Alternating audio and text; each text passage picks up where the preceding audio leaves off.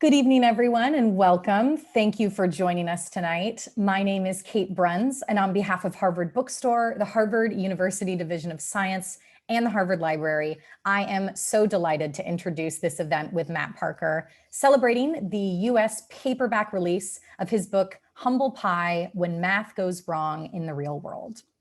Now, before I turn things over to Jacob Berendez to introduce this event, I just want to make a few quick remarks. Tonight's lecture is the most recent installment in our Harvard Science Book Talk series, which brings the authors of recently published science-related literature to our Cambridge community and now quite far beyond it. To learn more about upcoming science book talks when they're announced, you can sign up for the bookstore's email newsletter at harvard.com, or you can visit the webpage harvard.com/science. We also have a Science Research Public Lecture Series YouTube page where you can see previous talks that you might have missed. I will toss all of those links in the Zoom chat in just a few minutes so you don't forget them. This evening's event is going to conclude with some time for your questions. If you would like to ask Matt something, please go to the Q&A button at the bottom of the screen where you can submit a question, or feel free to write it directly in the Zoom chat. We're going to get through as many as time allows for this evening. Also, once the event begins, I'm going to post a link to purchase tonight's book, Humble Pie. Now, the first 314 orders of the book will receive a special gift from Matt. He has so generously signed individual pages from Humble Pie's original manuscript. So we're going to be including a signed manuscript in each book order while supplies last. All sales support Harvard Bookstore, so thank you for your patronage. Your purchases and your contributions, I will also be dropping a donate link in the chat, make this series possible, and they ensure the future of a landmark independent bookstore.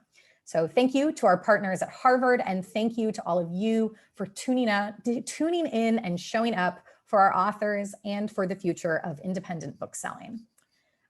So now I would like to turn things over to the brilliant Jacob Berendez. He is the Director of Graduate Studies for Harvard Faculty of Arts and Sciences Division of Science, the Co-Director of Graduate Studies in the Department of Physics, and a lecturer on physics here at Harvard. So Jacob, the digital podium is all yours.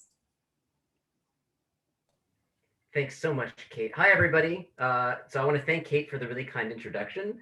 And I want to thank Matt for being here to talk to all of us today. So I've been a fan of Matt Parker for years. I first encountered his work watching YouTube videos with my kids. One of them I remember was a video about a square-shaped fractal. Matt, I don't know if you remember this, called the Menger sponge, where he showed that a certain version of the fractal had an area that was exactly pi. Another video, I think he built a vortex cannon and fired it at people from a stage. But my favorite one of Matt's YouTube videos is one I'll share right now. It's if I can get the share screen thing working here. Yeah. So hopefully everyone can see this. It's a formula that when you plot it, it draws a picture of the formula itself. And in fact, it draws every picture you can imagine. So, string theorists, take notice. We found a mathematical theory of everything. So Matt Parker has been telling lots of people about math for years. He did his undergrad at the University of Western Australia. He studied engineering, physics, and of course math, and also was interested in comedy. Before this book, he also wrote another book I can heartily recommend called Things to Make and Do in the Fourth Dimension. Matt now has a very popular YouTube channel called Stand Up Maths, which I also recommend to everyone. He's also a frequent guest on various radio and television channels. He won the 2018 Communications Award of the Joint Policy Board for Mathematics for, quote, communicating the excitement of mathematics to a worldwide audience through YouTube videos, TV and radio appearances, book and newspaper writings, and stand-up comedy. Matt's going to talk to us all today about mathematical mistakes. So I teach physics classes here at Harvard, and I'm always trying to convince my students that mistakes aren't bad. They're actually good. Making mistakes means we're learning. And in fact, if you aren't making mistakes, then it means you're not stretching yourself. You're not growing. We all make mathematical mistakes. Back when I took the GRE test for grad school, I made a really wonderful and hilarious mistake. So let me tell you a little bit about this story. So I got to the testing site and I was recovering from just the worst headache, but the test was going fine. And I'm like, this is good. I'm going to be fine. And then I got to this question here that I'll share with you.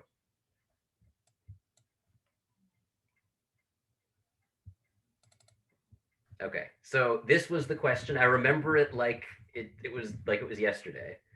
It's one of these questions where you're given two quantities, column A and column B, and you're supposed to, write in A if the answer to A is a bigger number, and B if the answer to B is a bigger number, or C if they're equal, or D if there's not enough information.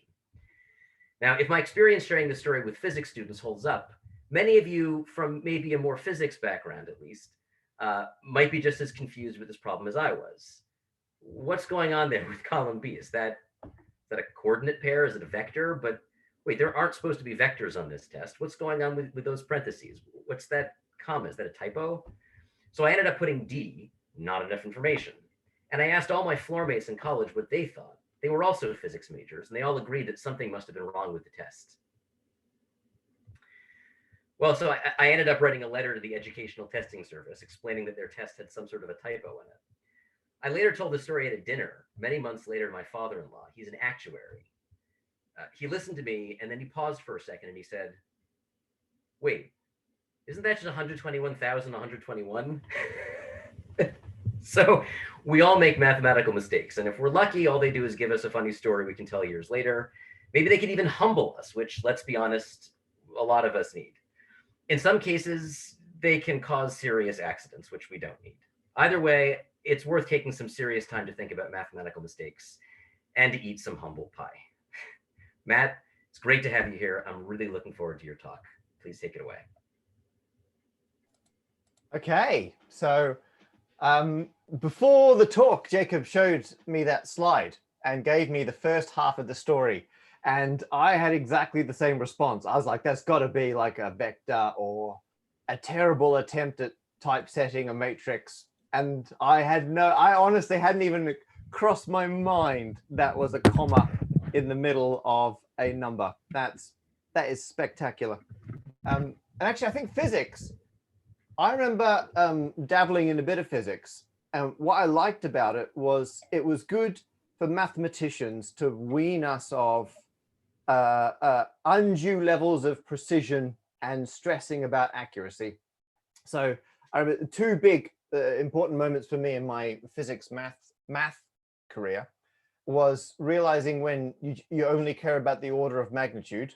And actually, that's a concept that came up in my most recent YouTube video, which I can see people in the comments have already mentioned that they just watched. So welcome. It's like watching more of it. And also the fact that for some calculations, they're like, well, let's just make C equal to 1 and G equal to 1 and everything equal to 1. And then we'll see what we get out the other side. And as you know, the mathematician in me was horrified by this. But eventually I grew to love the lack of precision in the world of physics. So Jacob, thank you very much for reminding me of my less accurate physics days. Anyway, thank you so much, everyone, for coming along. I can see the chat going along next to me. I will address some of that in a moment. I just thought I'd establish what's going on for anyone who's unfamiliar with these things. So my name is Matt Parker. I am a mathematics communicator, I think is the most general way to put that. I used to be a high school math teacher back in the day. My accent sounds British. I'm actually from Australia, but I moved to the UK like 1.5 decades ago. So my accent, to be honest, is technically now a British accent, but to British people, I sound Australian, and to Australian people, I sound British, and to Americans, I sound confusing. So I won't be offended if you think I'm either of those. And technically on paper, I've now got my British citizenship, so it's okay.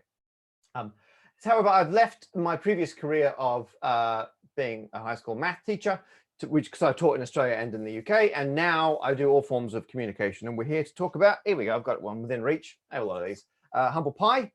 This is the US edition, which a lot of people have asked what's the difference. It's basically because oh, I have got one. Here we go. That's like the UK one, and that's the same one in Australia. And it's obviously my working one. I think I spilt coffee on that at some point. So these are the same. This one's got more S's and this one's got more Z's. That's the primary difference between the two. But the content's the same. The grammar has just been redone, and commas have been moved around depending on local conventions and the like. And so, so when the paperback came out, which came out last week in the US, Harvard Bookstore got in touch and said, "Hey, would you like to come along and do a talk?" And I was very excited because I think I'll go to this now. There's me, the last time that I was at Harvard bookstore. So actually, I'm going to bring in, oops, what have I done there? Wrong way around. There we go. I've got a ridiculous setup. I can now drive myself around. Isn't this deeply pleasing? So anyway, this is the last time I was in Cambridge. Oh, no, it's not. 2 times ago. I was last in Cambridge pretty much exactly 12 months ago. I was over for a couple of reasons involving the MIT mystery hunt, which was the puzzle hunt, which was all done online this year, which I enjoyed immensely. I think this was 2 visits ago. I love coming over. That is my friend Hannah Fry's book. I think I can make the same expression. Now it's a symmetric picture in picture. There you are. So I'm trying to have a relaxing vacation, and my friend is in the book display. Not in the book display. So Harvard bookstore, bear that in mind. I take that personally. So anyway, so I knew the store. I bought books there, and when they said, "Do you want to do a talk?" I thought that'd be very exciting, and it's something to celebrate the paperback launch of Humble Pie. Now, what I thought I would do here, we're going to do a combination of a couple of things. I've got things from the book I can talk about and I can show you. So we'll do a few of those. I've also got the chat going on. I've got a screen off to the side so I can see the chat coming through. And I will dip in and out of that. If the chat is distracting for you, little pro tip, if you pop it out into a separate window, you can then just drag that pretty much off the screen and you won't see the notifications, you won't see the chat, it won't distract you as the talk goes along, because it can get pretty distracting when those people are doing it. And we've got the Q&A. So you can, for some reason, that's a whole separate channel of communication. So if you want to put a Q in and see if I will A it, you can put it in the separate Q&A, and I can take care of 50% of the current questions. Oh, I can click answer live. What does that do? I've never done that before in a Zoom call. Answer live. It says, will this talk be recorded and made available later? Yes. As Kate was saying earlier on, it will be made available through the Harvard bookstores science series, something, which will be on the YouTube. And done. I don't know what happens if I click start and stop when I answer the question. I assume that's archived somewhere. So I will dip in and out of the Q&A if you want to get involved in that. And the chat. So someone has already said, thank you for saying math instead of maths. I attempt to be bilingual. So in Australia, it's maths, plural.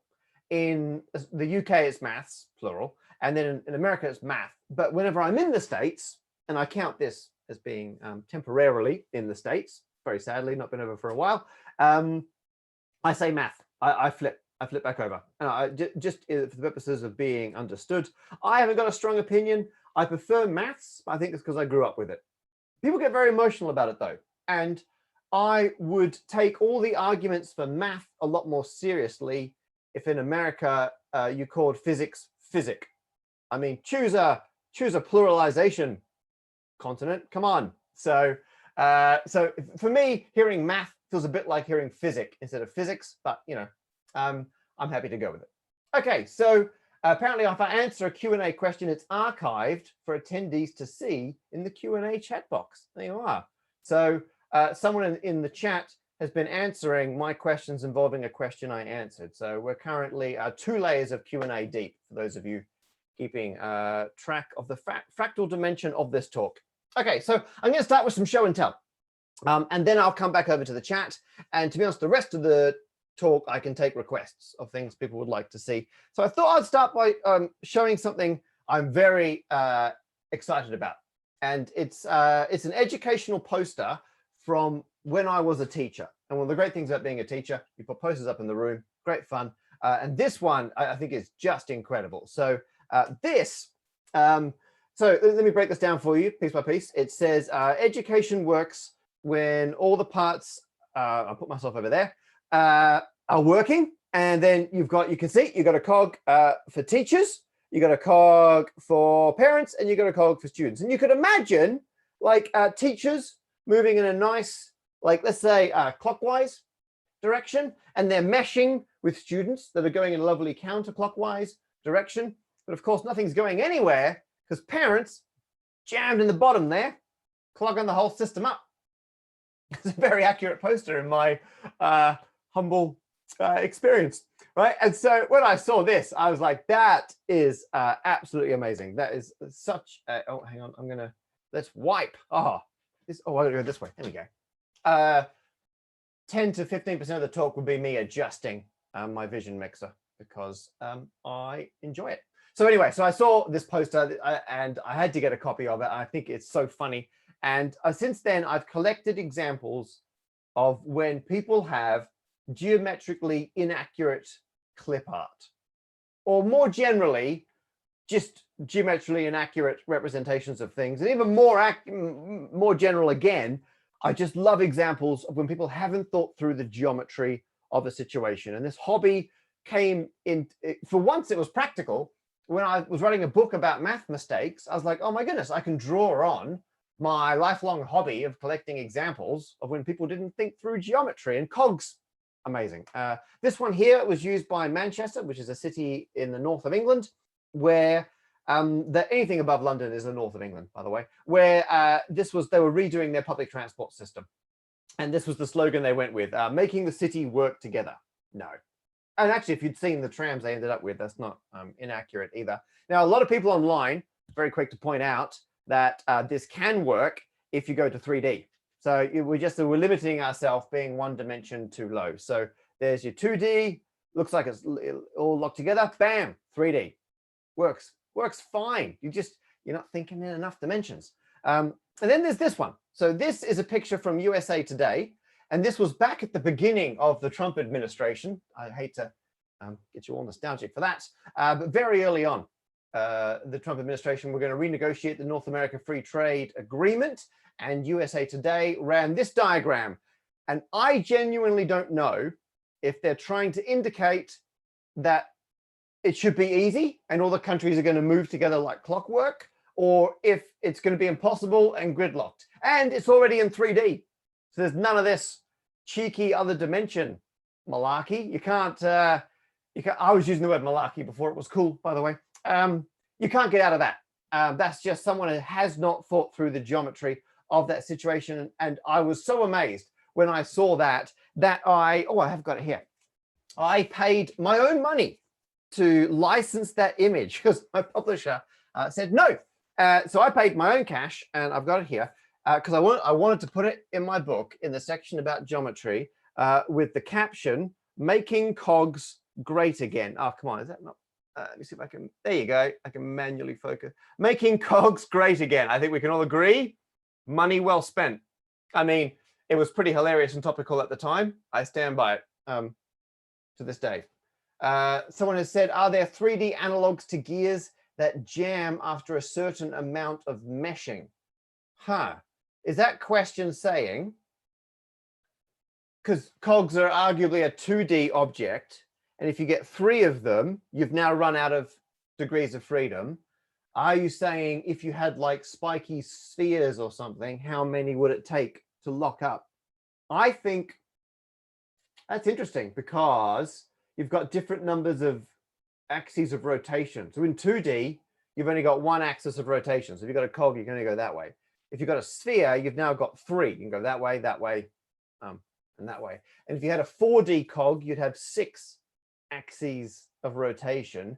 But depending on how the meshing works, because in 2D, you're only ever, actually, let me bring back up a picture. What's a good one? Here we go. So in 2D, you're only ever, there's only one option where the teeth are locked together and you can't rotate either way. But in 3D, you could imagine a meshing arrangement where it locks one way, but it's free to move in the other direction. And I don't know if anyone's ever thought through what would happen for 3D. It would depend. You'd have more than one type of meshing. I hope that's an adequate someone's already got a pull quote. If you had spiky spheres, quote unquote, Matt Parker. No, none of this is on the record. This is going on YouTube, isn't it? Yeah, it's all going to be on the record.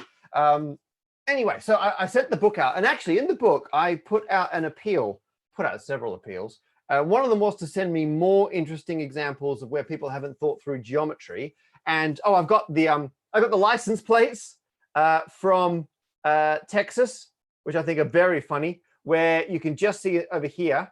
There's like a moon on the plates, and if you zoom in, And I filled this in. I had to buy one so I could scan it in high enough resolution to fill in the rest of the moon and check what's going on. But if you fill it in, that star, you shouldn't be able to see that. It should be behind the moon. The moon's a sphere. It doesn't suddenly disappear just because it's not lit. These plates are wrong because of that lone star. Huh? And then over here, this is, I love locks. I don't know if anyone, I mean, there's a fantastic YouTube channel called The Lock Picking Lawyer. And there's loads of other ones which, because Lock Picking Lawyer does a lot of picking, but then some general security issues. There's other channels that do more like, not penetration testing, but like physical security stuff. And I find it fascinating and I love it. And a lot of it is exploiting when people haven't thought through the geometry of a lock, or where like the strike plate is, or how you can reach around and get things. And a lot of security measures are based around changing the geometry of the door and its hinges and the latch and all this stuff. Fascinating. And so I put in just a lazy example here of a correctly installed padlock and an incorrectly installed padlock. And I think these, whenever I see one of these in the real life, I think it's just incredible, because someone's just not thought through. You don't need a key now. Anyone can just show up with a screwdriver. You're meant to, because they're not meant to be exposed screw heads, but you see this all the time. I bought these and made it myself, little mock-up, because I wanted to be able to just take a photo of both and put it in the book. And I couldn't find any good enough photos I've taken of them in the real world. And then someone posted me, it was delightfully old school. They sent me this catalog, expert, what to buy catalog.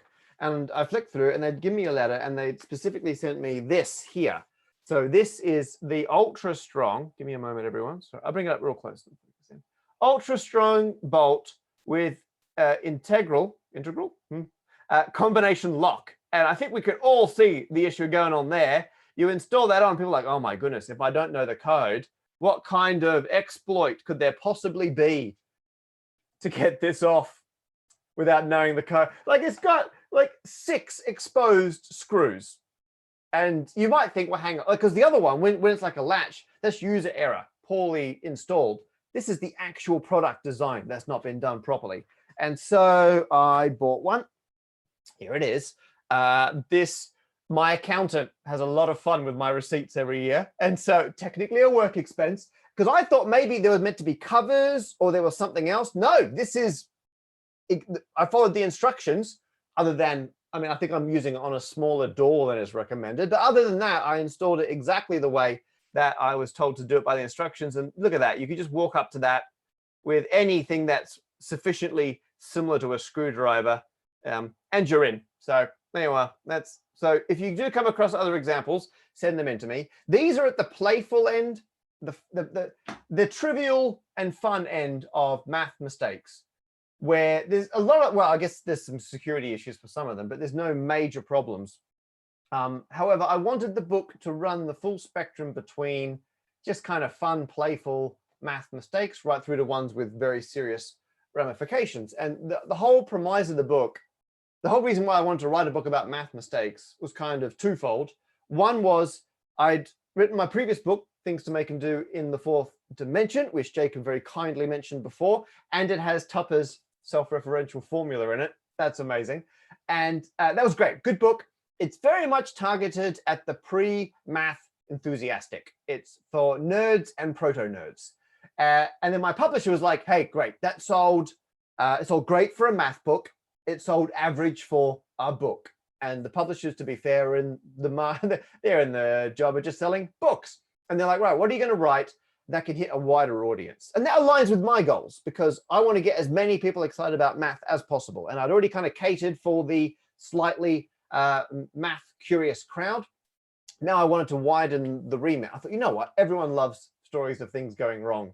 And so I thought I could write a whole book about math mistakes as an excuse to talk about how vital math is. And so by pointing out when it goes wrong, that's my gateway to talk about how much math goes on behind the scenes in technology and finance and programming, everything around us, engineering, you name it, physics, I believe, it's all math-based. And so because I could look at mistakes from such a wide range of different fields, each time I could then use it as an excuse to explore the math behind that field.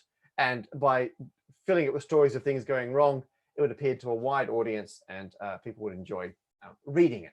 That was the theory. And so the geometry stuff is deliberately light, because I can't, like a lot of the times in like engineering and aviation, if you have a math mistake, everybody dies and it's super depressing. And so I had to put some in because I didn't want to skirt the fact that if you're doing engineering or aviation or something or medicine, you need to know the math. Super important. People's lives are on the line. But on the other side, I promised that it would be a comedy book about mathematics. And so that's why I go right across the range. And if you have any other examples of people getting geometry and math wrong, please do send them in to me. Oops, I just kicked my camera. Sorry about that. And I would love to see them. Okay, so you know what? I'm going to have a quick flick through the Q&A. The chat. If you want to request, if anyone already knows the book or you've already seen my videos, if you want to request anything, you are very welcome to put it in there. And I'm going to have a look at the Q&A because I think we have 8 specific questions in the Q&A. I will pick out 2 of them, and then I will go into the chat to see if people have any requests. Sorry, I got distracted by thinking about them. So here's one which I'm going to answer live.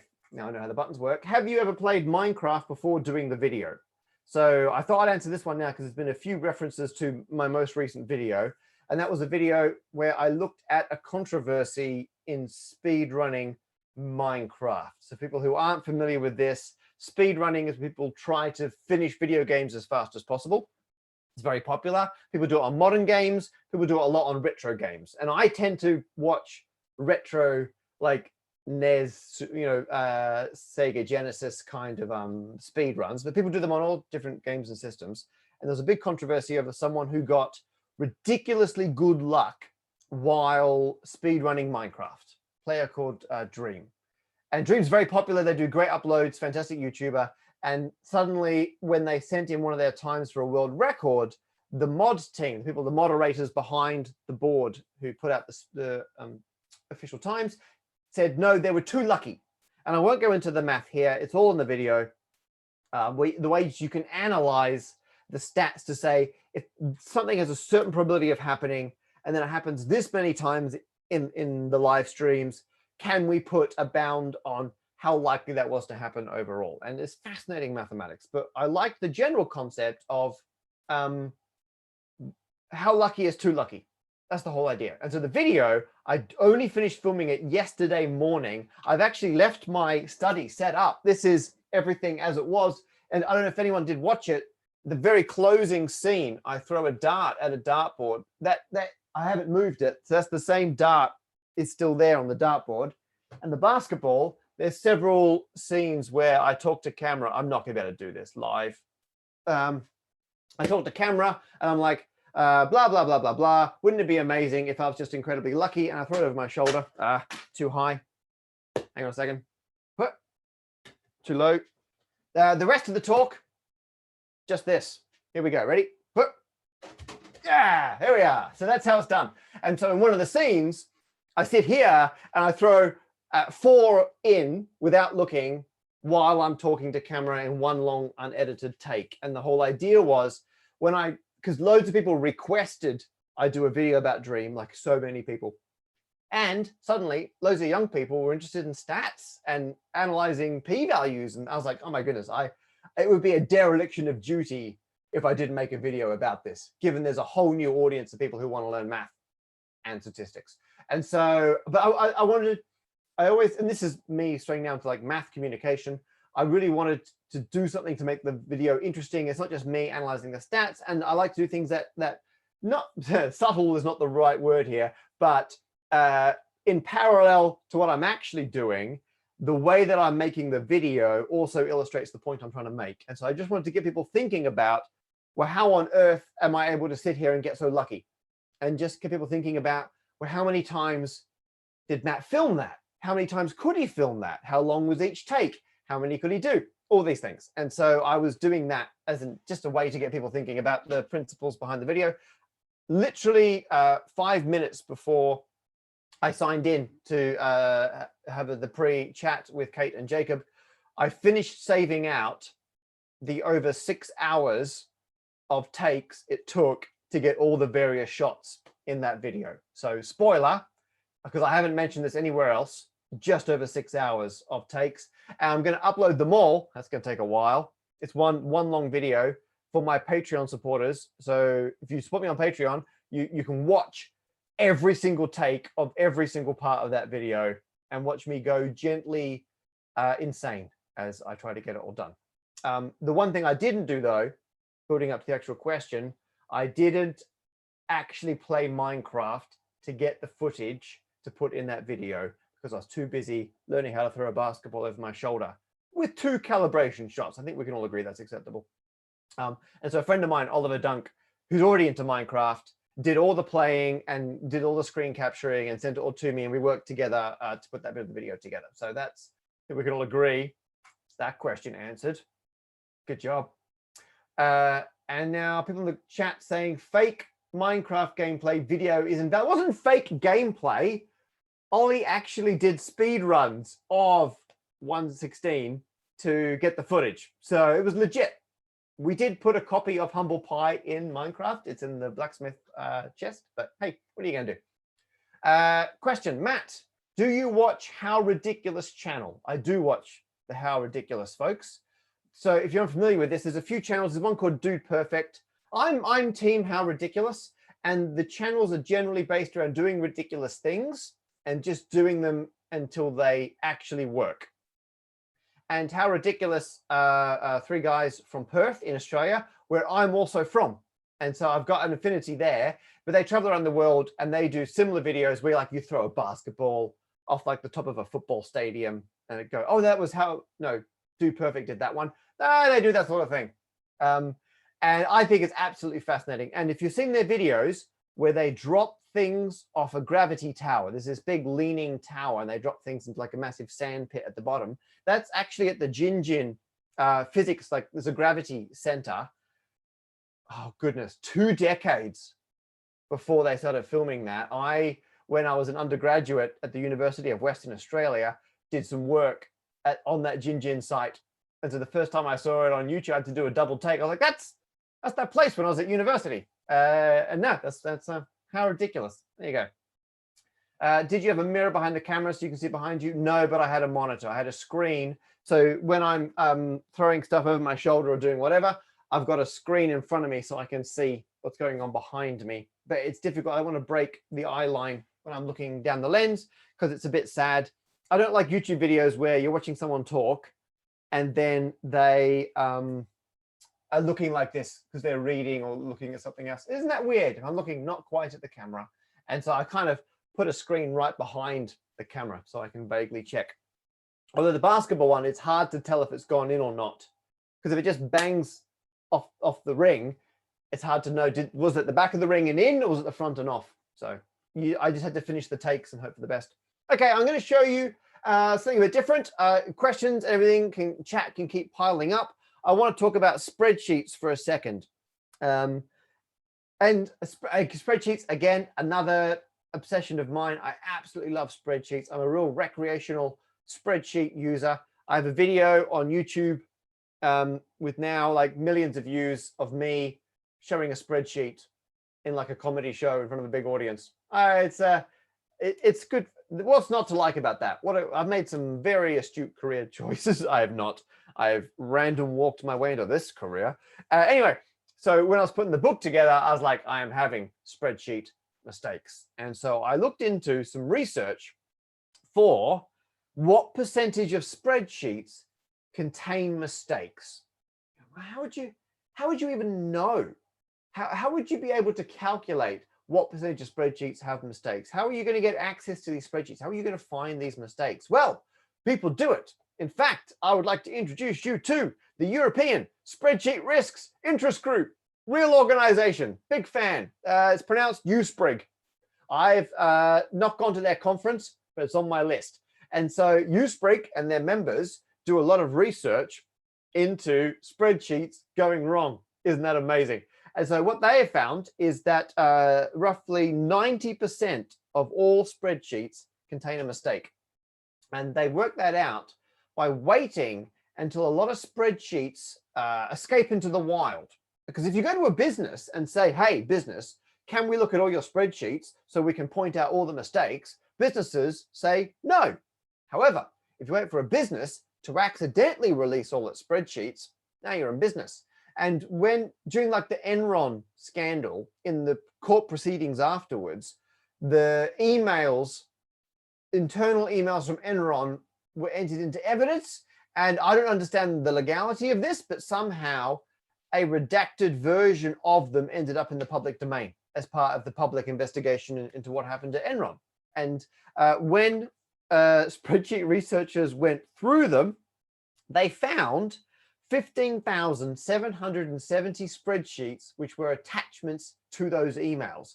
In fact, they found 68,979 emails that pertained to those spreadsheets. And so now they suddenly had tens of thousands, well, 1.5 tens of thousands of spreadsheets just accidentally released from a company, admittedly, a company whose finances were not exactly beyond reproach. So I'm not saying it's a totally unbiased sample, but it's as good as we're going to get.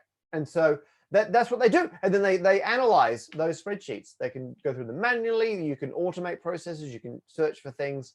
And that's how they found that and not just that corpus of spreadsheets, but other ones as well. That's how they found that 90% of all spreadsheets make some kind of mistake. I was interested in what percentage of spreadsheets have arguably a proper math error, where the spreadsheet is not just being used as a glorified Word document, right? People just aren't just, entering text, they're actually doing some kind of calculation. And so I looked up all the spreadsheets from that they had in their research, which had a formula in it, which had gone wrong. And of all spreadsheets that contain one or more mathematical formulas, 24% of them contain a mathematical calculation error within those formulas. And so that formulae, whatever's, it's not English mistakes. And so there you are, 1 in 4 spreadsheets that do math have a mistake in them, as far as we can tell from sampling. And that's I just find that absolutely astounding. And even if you're not doing math, it can go wrong. So this is a protein that humans need. And I don't know how to pronounce it. Any biologists, let me know. That's the best I can do for you. And so you've got a gene, or is that the gene name? I think that might be the gene name. Let's go with that's the gene name, shall we? Biologists don't use the long name. They use a short name. They just call it March 5. That's the name of the gene. And you think, hang on, if I was to type my gene name, March 5, into Excel, is it going to hang around as a gene name? No. Excel sees March 5 and goes, that's a date. And it turns it into a date. And it's not just like it formats it so it looks like that. It obliterates the original data and it puts in, at least in my version of Excel, this instead. And so anything which has a name that looks like a date, if you put it into Excel, Excel will turn it into a date and destroy the data. And it doesn't just happen to that one. There are loads of these. So this one here, that's another protein. It's got another fancy name. That's shortened to SEP15. Where's that going to go in Excel? Bam, there you go. And when I wrote the book, this was a big problem. I say a big problem. Well, okay, here's a question. What percentage of genetics research is done in spreadsheets such that an auto-formatting error can occur because a name of a gene looks too much like a date? And I've got a percentage here. I'm going to share it with you because some researchers in Melbourne, in Australia, in 2016, went to all the publicly available genome, genetic, bunch of research between 2005 and 2015, took a decade's worth of research. From that, they found 35,175 spreadsheets that were relating to 3,597 pieces of research. So that's 3,500 pieces of genetics research that have on average 10 spreadsheets each. They then auto-scanned the spreadsheets to look for the fingerprint of autocorrects in the past. And they may not necessarily be in Excel now, But at some point in that data's history, it would have been put in Excel, autocorrect gets fossilized in, and then it gets moved on to a different format. And you can still see that fingerprint of having been previously autocorrected. And the percentage of genetics research that has an auto format error in its data, 19.6%. There you go, 1 in 5. Terrifying. It's since been fixed. So since I wrote the book, it's not been fixed because Excel fixed it. Microsoft's comment at the time was something like, the default settings in Excel are fine for most like everyday use scenarios or use cases, basically saying this is not an everyday use case. But scientists always going to use Excel. It's been fixed because they renamed the human genes. The body in charge of naming human genes internationally went, you know what, we're going to rename human genes because that's the best way to fix the problem that they get auto-corrected in Excel. So any human gene that had a name that used to be confused with a date has now been renamed as of 2020, last year.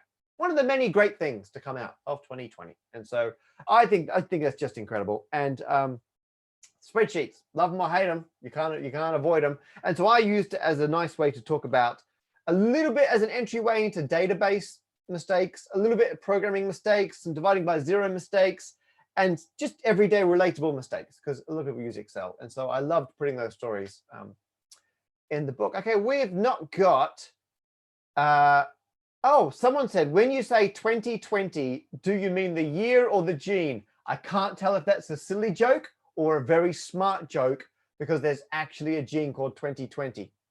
I'm going to go with there's probably a gene called 2020, because that seems to be what biology do. People are now saying Bill Gates is happy he didn't have to fix it himself. Yeah, very busy fitting, I believe, tiny spreadsheets into the vaccine. And people say, oh, you can turn off auto formatting. You can, some of it. I've not talked about, Excel has issues with putting in very long numbers that get turned into scientific notation. And I believe there's no way to easily turn that off. And that's a problem when you've got large numbers in data going into a spreadsheet. Excel will convert it into a scientific notation and totally obliterate the underlying data, and then you've lost it.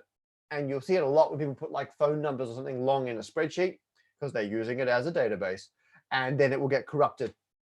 For a start, if there's a lead 0 on your phone number, that's gone. Many years ago, I had a credit card, and on the back of it, the 3-digit code had a lead 0. I haven't got it anymore, so I'm not divulging. Oh, I think I've just given away. None of my current cards have a lead 0 on the 3-digit. So technically, I have compromised my security slightly here. But in the past, and possibly still, I had a card with a lead 0. And a lot of websites, when it says put in the 3-digit code, the website, the form would take off the lead 0 and then say that the code didn't match. Developers. It's not their fault. It's probably the client, isn't it? Is there any features you wished spreadsheets would add? That is a great question, Akiva. So Excel has actually added some new features to spreadsheets, and I think they've probably ticked 2 of my major requests. They've added a new form of lookup. They've added X lookup. Love it. Because old V lookup, you would have errors coming into spreadsheets because it wouldn't work if the table it was looking up from wasn't in alphabetical order. Like, why would you have a lookup function that breaks like that? You'd have to use like match or something. X lookup solves so many of those problems. It's so good. And they also introduced a lambda function.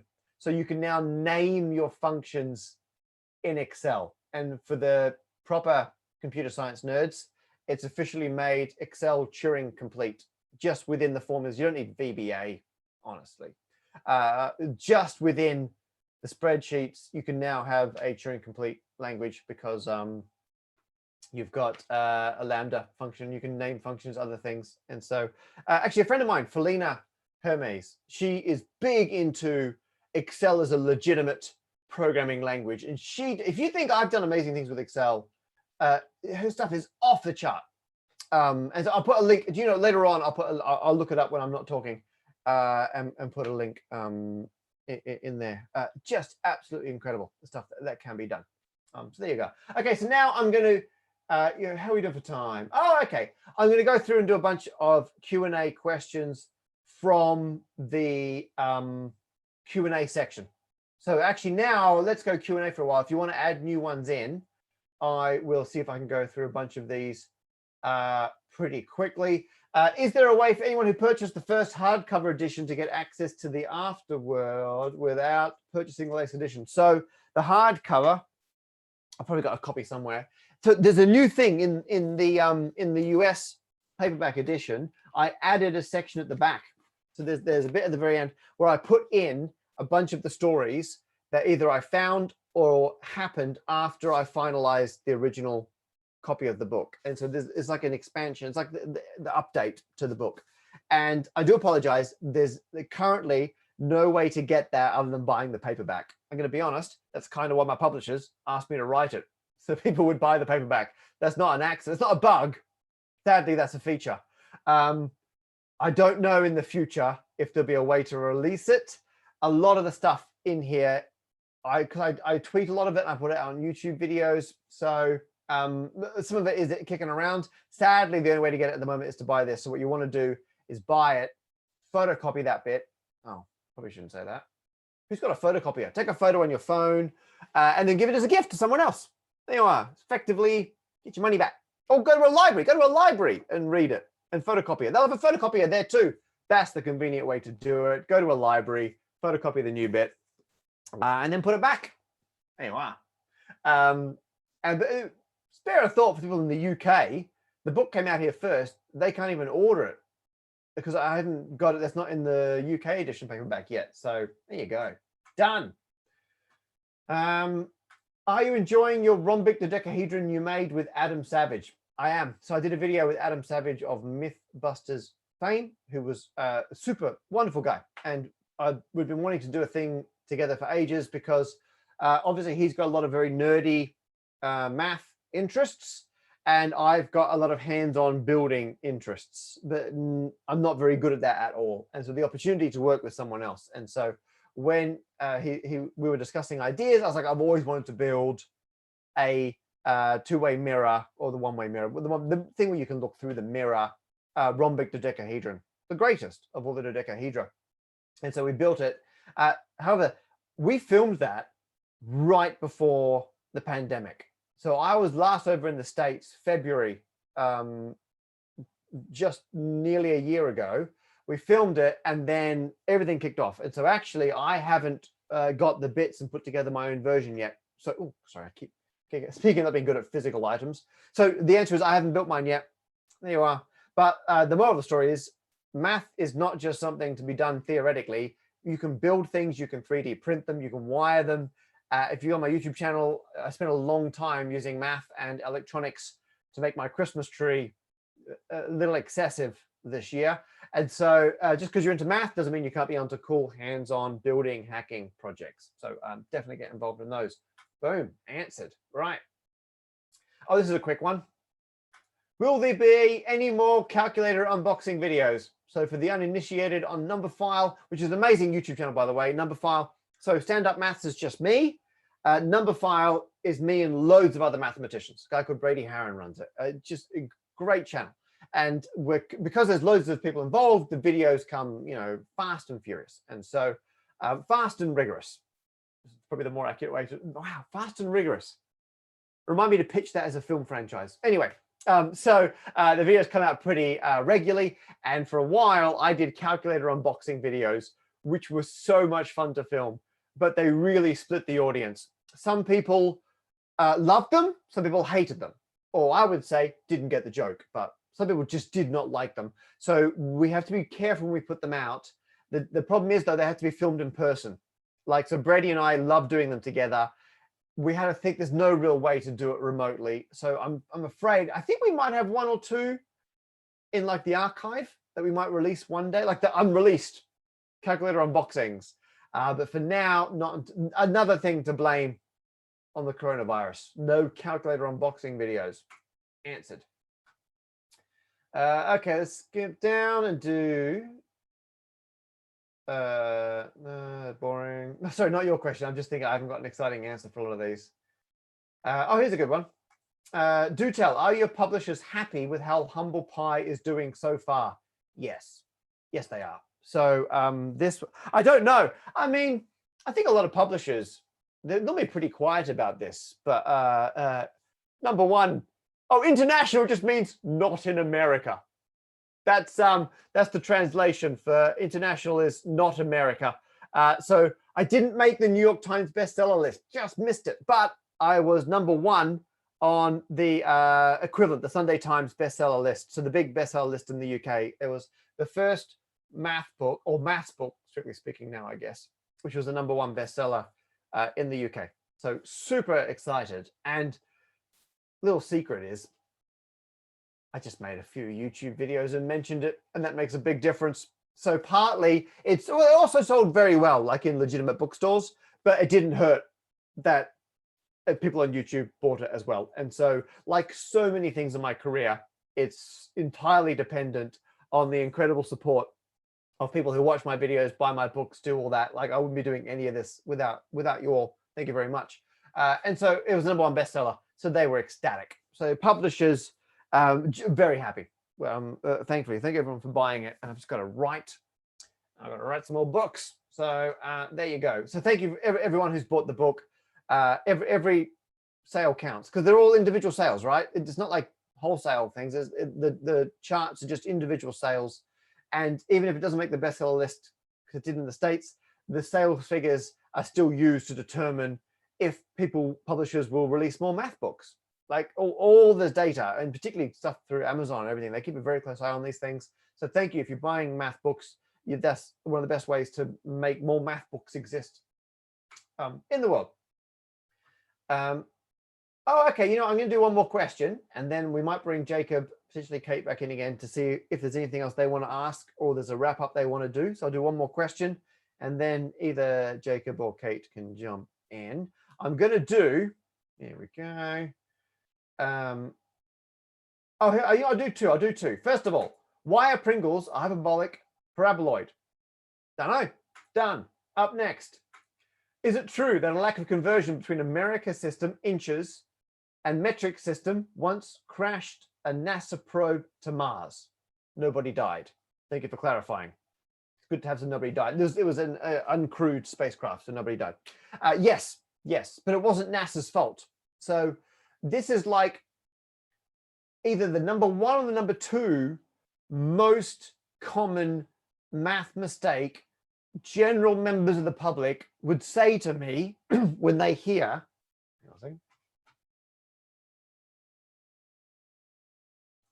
that was me coughing because I don't do many talks at the moment. My voice is not used to this, despite 6 hours of filming my, you know what, we'll end. I'll do a dart throw at the very end. Wouldn't that be amazing? You know what? I'll get the one from here. At the very end, I'm going to throw it over my shoulder. Bam, bullseye. What a way to go out. So this is like the most common thing that normal humans will say when they hear math mistakes. They go, oh, unit conversions. And they tend to think it was a mistake in NASA using imperial lengths like inches and feet instead of using metric. I know imperial, there's lots of different names for what it actually is. The old school units that you all love so much. And then instead of using metric. Actually, both aspects of that are technically wrong. What a great type of wrong. Number one, it wasn't NASA. NASA used metric. It was the contractor that was doing the work for NASA. And in NASA's, like, all the sheets specifying how the contractor was to work on the project, it specified metric. And so the contractor was meant to use metric, and they used, who was it? I think it might have been Lockheed Martin. I probably shouldn't speculate blame on what are probably quite litigious companies. Our company, I don't know who it was, used imperial by accident, and it wasn't distance, it was force. So when a spacecraft is in space, which is the best place for a spacecraft, and you want to reorientate it, you've got a gyroscope inside. So you've got like an inertial thing you can push against to adjust your spacecraft. Very interesting physics and engineering and space science. My wife is a space scientist, so I gotta add that in. And occasionally you can end up in a situation where you've got too much angular momentum in your flywheel or your gyroscope. And this is super nerve-wracking. It's actually my wife, Lucy Green. She's a solar physicist, and she works with spacecraft that are looking at the sun. And occasionally they have to do what's called an angular momentum desaturation event, where they've got to slow down the gyroscope because of the maneuvers they've done, it's ended up going too fast. And when they slow it down, you've got to use the thrusters a bit to compensate so you don't accidentally move the spacecraft. And it's super nerve-wracking when they're doing it, because she's worried it might accidentally, and this has happened to spacecraft, get oriented the wrong way. And so then you don't want to, you can lose your spacecraft completely during one of these events. And so when they were doing it for the Mars Climate Orbiter on its way to Mars, the company in charge of that, some aerospace contractor, was meant to keep track of all the forces from the thrusters that had been fired during the angular momentum desaturation events. So when it gets to Mars, NASA can calculate the exact trajectory it's coming in on, because that will have changed over the course of the journey because of these correction maneuvers. However, the contractor, when they told NASA the forces involved in the desaturation events, they didn't do it in newtons, they did it in pound force. Pound force, honestly. And that was the unit mismatch. And that's why they got the trajectory wrong. And a $500 million spacecraft came in much closer to the surface than they expected. There was more drag from what little, well, there's not much atmosphere on Mars, but there's a bit. There was too much drag, bam, slammed into the surface. So $500 million gone because of a unit mistake. Oh, that's awkward. Okay, so I'm going to wrap up there. Everyone, this has been absolutely emotional.